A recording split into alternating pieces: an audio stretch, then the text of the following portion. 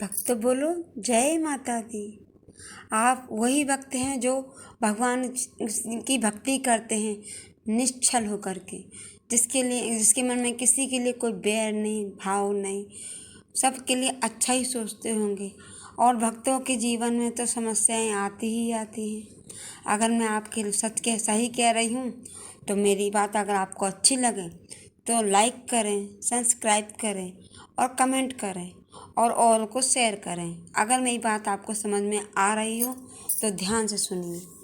भक्ति की परीक्षा।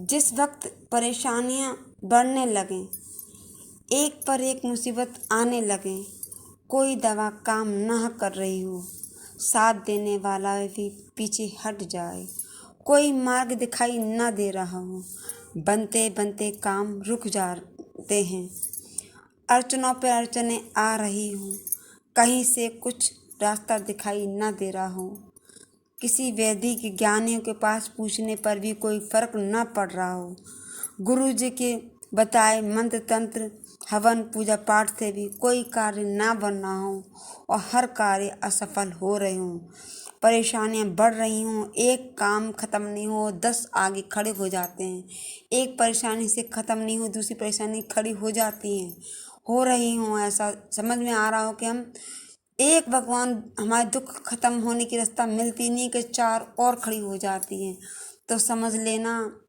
आप असफल हो। किसी भी ज्ञानी मुनि के पास जाने की कोई ज़रूरत नहीं है। आप परीक्षा की रास्ता में खड़े हो, आपसे भगवान जी परीक्षा ले रहे हैं, उस परीक्षा में आपको पास होना है। इसलिए किसी वैद्य किसी ज्ञानी मुनि के पास जाने की कोई ज़रूरत नहीं है। सिर्फ एक लगन प्रभु से लगानी है, उन्हीं से लगन लगा के अपनी सारी समस्त परेशानियां कहनी है, रोते हुए हंसते हुए जैसा बनना, और कोशिश यही करना है कि उस परेशानियों को हंसते हुए निकालना है। रोना, किसी के आगे नहीं रोना। बहुत परेशानी आती हैं, एक पे एक दिक्कतें आती, कर्जा बनता है, धन के आना बंद हो जाता है, बच्चे खिन्न भिन्न हो जाते हैं, किसी की इच्छा पूरी करने में असमर्थ हो जाते हैं, किसी की सहायता नहीं कर पाते, ना चाहते हुए वो काम हम मजबूरी में कर रहे हैं।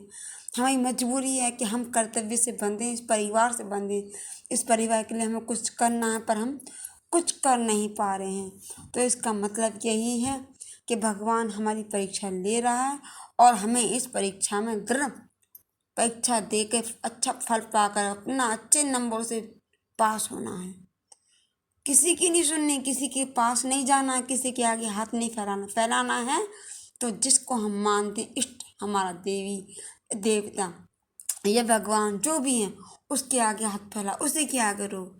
एक ना एक दिन तो नजर जरूर आएंगे हम, ये मेरा वादा है आपसे।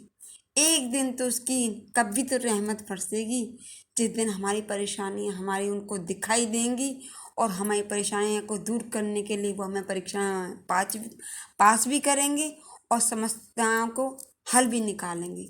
और ऐसा नहीं है वो समस्या देंगे भी तो काटेंगे भी वही, ये भी बात है। इसलिए घबराना नहीं, आगे बढ़ना और बढ़ते ही जाना, ये आपका दृढ़ होना चाहिए। डरना नहीं है, डर गए तो समझ तुम मर गए, फिर तुम परीक्षा नहीं दे पाओगे।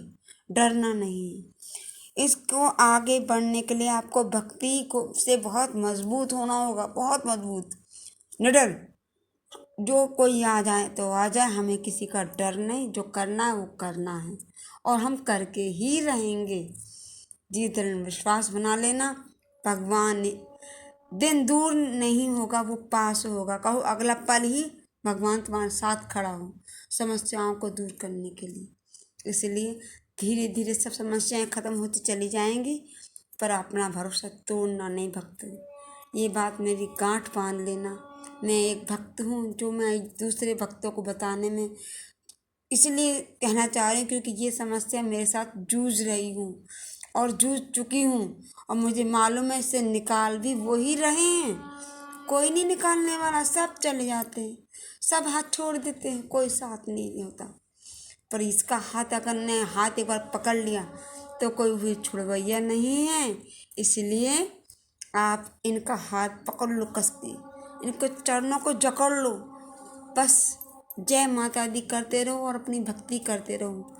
और जो अगर मेरी बात आपको पसंद आई हो तो प्रभु आप मेरी बात को ध्यान करते हुए कृपया करके एक लाइक जरूर करना, सब्सक्राइब करना और शेयर करना, औरों को बताना, कमेंट करना। जय माता दी, जय दुर्गा भवानी की।